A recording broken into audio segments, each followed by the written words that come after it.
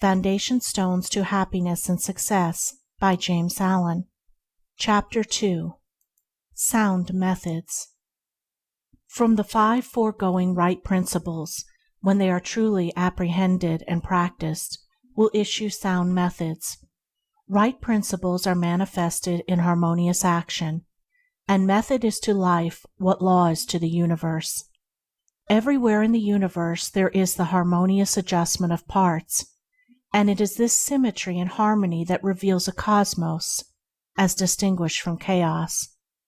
So in human life, the difference between a true life and a false life, between one purposeful and effective and one purposeless and weak, is one of method. The false life is an incoherent jumble of thoughts, passions, and actions. The true life is an orderly adjustment of all its parts. It is all the difference between a mass of lumber and a smoothly working, efficient machine. A piece of machinery in perfect working order is not only useful, but an admirable and attractive thing. But when its parts are all out of gear and refuse to be readjusted, its usefulness and attractiveness are gone, and it is thrown on the scrap heap. Likewise, a life perfectly adjusted in all its parts, so as to achieve the highest point of efficiency, is not only a powerful life, but an excellent and beautiful thing, whereas a life confused, inconsistent, discordant, is a deplorable exhibition of wasted energy. If a life is to be truly lived, method must enter into and regulate every detail of it, as it enters and regulates every detail of the wondrous universe of which we form a part. One of the most distinguishing differences between a wise man and a foolish man is that the wise man pays careful attention to the smallest things, while the foolish man slurs over them or neglects them altogether.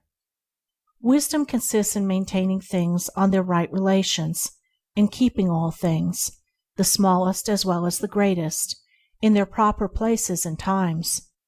To violate order is to produce confusion and discord, and unhappiness is but another name for discord.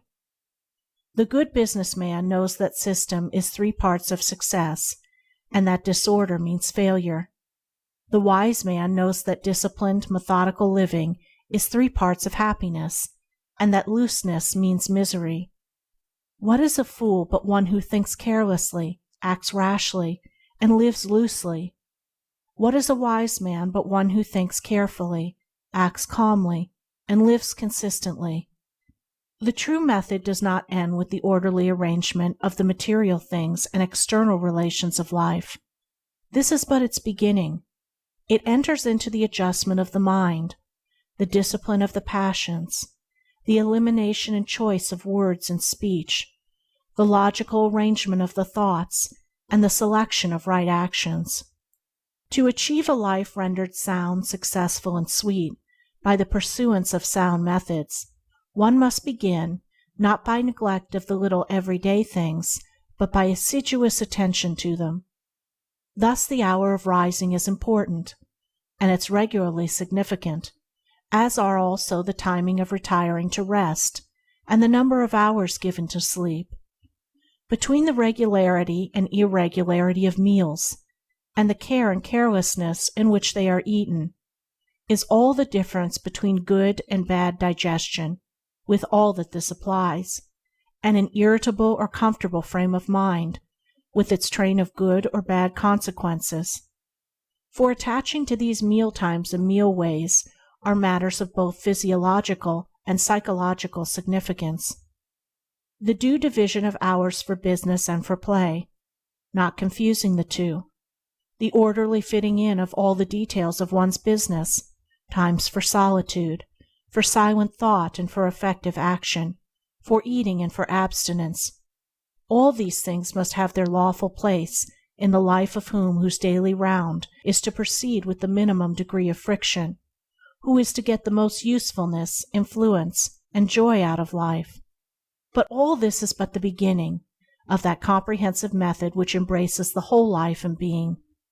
When this smooth order and logical consistency is extended to the words and actions, to the thoughts and desires, then wisdom emerges from folly, and out of weakness comes power sublime. When a man so orders his mind as to produce a beautiful working harmony between all its parts, then he reaches the highest wisdom, the highest efficiency, the highest happiness.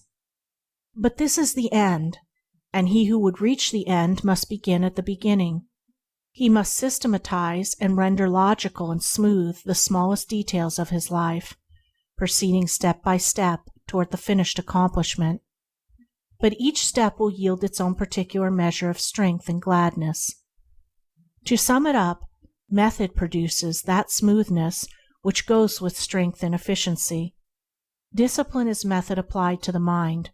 It produces that calmness which goes with power and happiness. Method is working by rule. Discipline is living by rule. But working and living are not separate. They are but two aspects of character, of life. Therefore, be orderly in work, be accurate in speech, be logical in thought.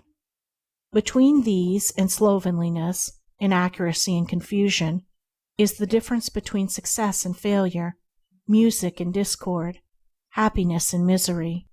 The adoption of sound methods of working, acting, thinking, in a word, of living, is the surest and safest foundation for sound health, sound success, sound peace of mind.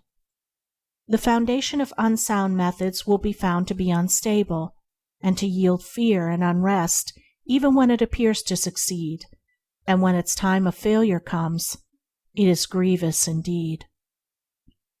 End of Chapter 2. Recording by Andrea Fiore.